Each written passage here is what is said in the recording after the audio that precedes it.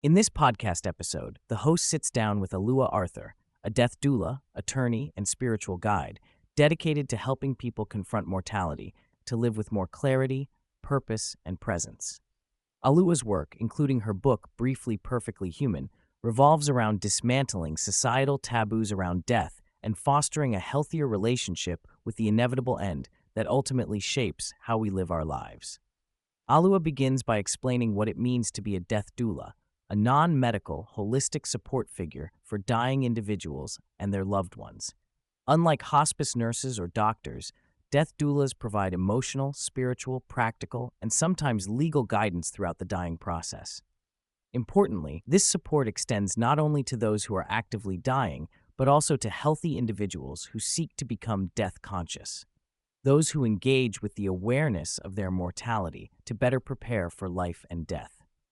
Alua notes that about half her clients fall into each category, emphasizing that death consciousness is not about imminent death alone, but about living with death in mind.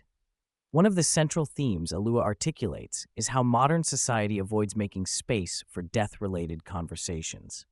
While many people privately harbor fears or curiosity about death, these topics remain sidelined, leaving the dying and their families feeling isolated and unsupported. Alua's experience with her brother-in-law's death made the gaps in healthcare and emotional support painfully evident. She recounts the frustration of not having clear communication from medical professionals about his prognosis, the lack of preparation for his death, and the absence of someone to navigate the emotional and practical challenges with the family. This profound helplessness fuels much of her mission to bring compassionate, clear, and present support to the dying and their circles. Alua passionately speaks about how confronting death shifts our perspective on living. She invites listeners to meet the version of themselves on their deathbed, the elderly self who has lived fully, embraced their authentic self, grieved and laughed openly, and experienced life deeply. This imagined future self helps guide present-day actions and decisions to avoid regrets that commonly arise at life's end. For Alua, most regrets center around inauthentic living, spending time on things that did not truly matter, or failing to nurture important relationships, not on careers or material achievements. This framing offers death as a powerful teacher. It contextualizes our fears and choices, challenges us to ask, "What must I do now?" and ignites a desire to live meaningfully and authentically. Alua remarks that all fears ultimately trace back to the fear of death. Yet exploring that fear more deeply reveals vital truths about identity, presence, and priorities. Alua shares her path from practicing law in domestic violence and benefits work, a role that felt noble yet unfulfilling, through a clinical depression and a transformative encounter on a bus in Cuba with a fellow traveler facing uterine cancer. Their open, intimate conversation about death cracked open a door of curiosity and compassion for Alua, showing her the profound connection possible when death and mortality are spoken about honestly. Following this, being present with her brother-in-law, Peter St. John, during his final months further exposed the failures of support systems and inspired her decision to become a death doula to serve others in this vital space. Throughout the interview, Alua returns to the idea that death brings immediacy and presence. She explains how considering the end, through imagining the deathbed self or engaging in death meditations, invites people to examine their values, relationships, and life choices. The must-do things, she says, vary individually but often include completing meaningful work and deepening essential bonds.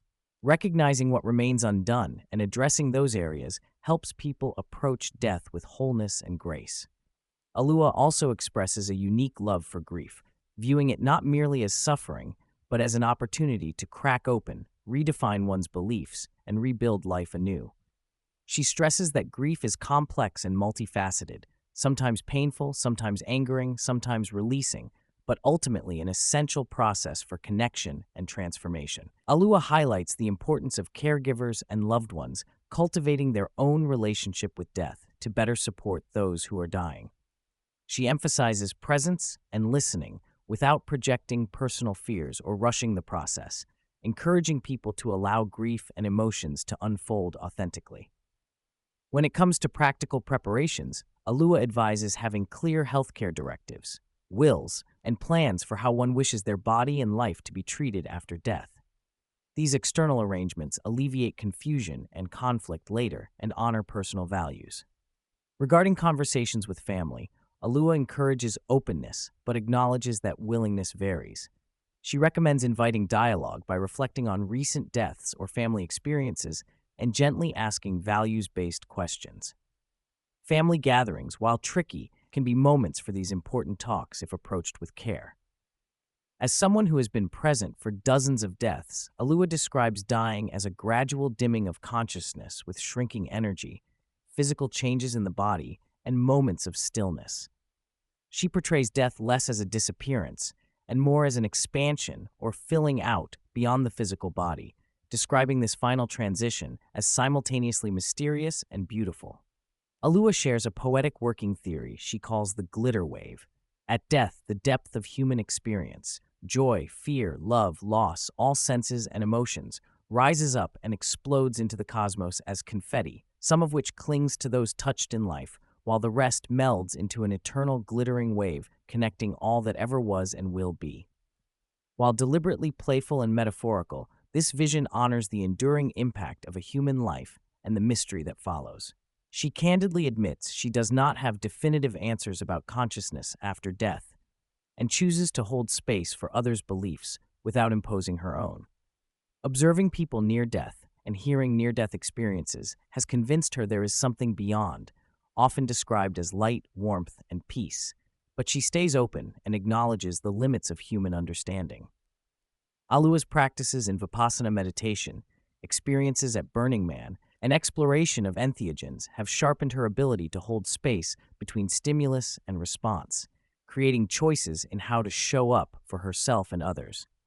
This awareness enhances her compassion and presence with those facing death, enabling healing in moments that traditionally might not be acknowledged as such.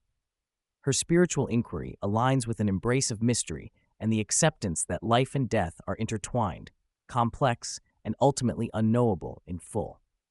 This humble surrender to "I don't know" becomes a wellspring for awe, wonder, and connection rather than fear. Reframing the concept of legacy beyond material accomplishments or rote productivity, Alua sees legacy as the essence of how one shows up, behaves, and impacts relationships. This subtle yet powerful shift directs attention to authenticity and presence as the true measures of a well-lived life.